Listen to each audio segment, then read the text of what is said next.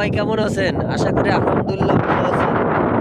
আপনাদের দোয়ায় আশা করি আলহামদুলিল্লাহ আমিও আপনাদের দোয়ায় ভালো আছি। তবে ততটা ভালো নাই।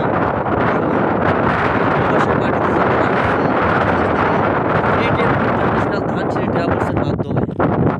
ধানসিঁড়ি ট্রাভেলস আমার সাথে যে এত বড় একটা প্রতারণা করেছে, এই প্রতারণার বিচার হয়তো আল্লাহ একদিন করবে। আর যদি আল্লাহ যদি একদিন না করে, আমি যদি আল্লাহ যদি বাঁচায় রাখে, আমি বাংলাদেশ গেলে আমার নিজের বিচার আমি নিজে করবো ইনশাআল্লাহ। যদি আল্লাহ যদি আমাকে বাঁচায় রাখে, যদি পাশে যদি কেউ না পায়।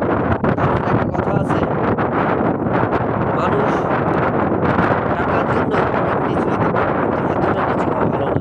এই প্রবাসে আমি যখন আসছি আমাকে প্রেমী ইন্টারন্যাশনাল বলছে, ধানসিঁড়ি ট্রাভেলস আমাকে বিষয় দিয়েছে, আমাকে বলছে মার্কেট সেও আমাদের কথা বলেছে মার্কেট আমাকে যেভাবে আনার কথা বলছিল এখানে আসার পরে বাংলাদেশ থেকে সৌদি আরব আসার পরে তার সাথে কোনো মিল নাই। কেয়ার মার্কো কোম্পানি এখানে এসে দেখি একটা সাপ্লাই একটা রুমের একটা হিসেবে একটা বিল্ডিং এর ভিতরে রয়েছে। গাদা করে প্রায় 150 গাদা করে রাখছে। আর ওদের মুখের ভাষা এত বিচ্ছিরি ভাষা, আমি কোথা থেকে বলতে পারতেছি না, আর বলবো না। কারণ ভাষায় যে বলা খাবার বড় দেয় নাই, খুব অবহেলার করেছে। যখন আমি এই না টিকতে পারি, আমি যখন বাংলাদেশে আমার আত্মীয় স্বজনদের জানাই, এরপরে আমি ওদের নামে একটা ভিডিও বানাই প্রেমী ইন্টারন্যাশনালে,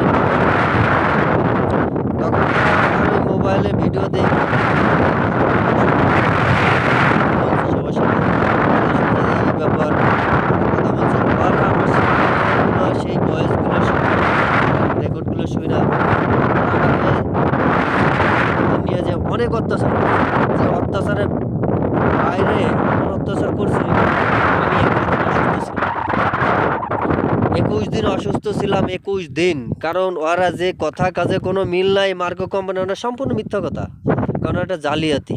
কারণ ওদের আল্লাহ তাআলা ওদের বিচার করবে। এবং আপনারা হয়তো আমার কথা বিশ্বাস করতেছেন না, আমি আপনাদের সাথে কিভাবে বিশ্বাস করবো? কথা আমার কারণ আমার দিলের ভিতর আছে, আমি আল্লাহ দিলে আমি কাবায় যাব, আমি উমরা হজ করতে যাব। উমরা হজ করে আসার উমরা হজ করার সময় আমি কাবার সামনে বসে আমি ক্রিয়েটিভ ইন্টারন্যাশনালের জন্য মন খুলে দোয়া করবো। আপনারা শুধু আমার জন্য অপেক্ষা করবেন আর আমার কথাগুলো শুনবেন। আর ওই কথাগুলো যদি বাংলাদেশের প্রশাসন, আইন প্রশাসন থেকে শুরু করে যদি যত যা আসুক না কেন, আমার যদি হেল্প না করে, আর এই কথাগুলোর কারণে যদি আমার যদি বাংলাদেশে থেকে যদি আমার যদি মৃত্যুও হয়, তাতে আমার কোনো আফসোস নেই। কিন্তু বাংলাদেশ হাজার হাজার মানুষ বেঁচে যাবে। আমি সেই হাজার হাজার মানুষ বেঁচে যাওয়ার কারণে আমি সেটার থেকে আমি মনে করি আলহামদুলিল্লাহ শুকর আদায় করি। মানুষ আমার জন্য যদি হাজার মানুষের জীবন আফসোস কোনো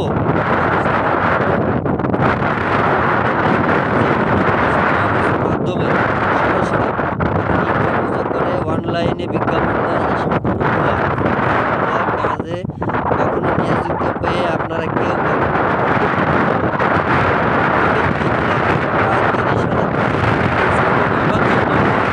মেডিকেল করেছে অসুস্থ, সেই সমস্যার কারণে আমার বলে মেডিকেল 28,000 টাকা লাগবে।